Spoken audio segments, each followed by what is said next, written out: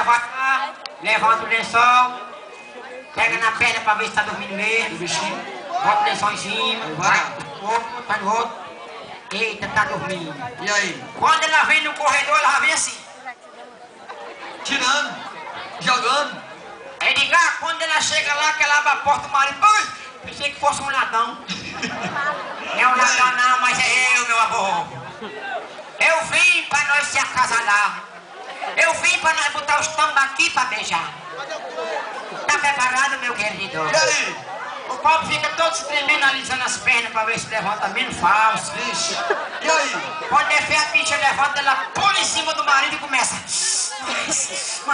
Mais. Essa é a mulher matemática? É a mulher matemática. E a mulher asmática? A mulher asmática, ela fica só assim, ó. Ela tá cansada, ela cansa, ela tem problema no pulmão. E a mulher assassina? A mulher assassina?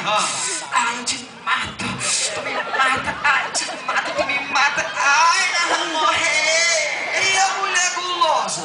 A mulher gulosa?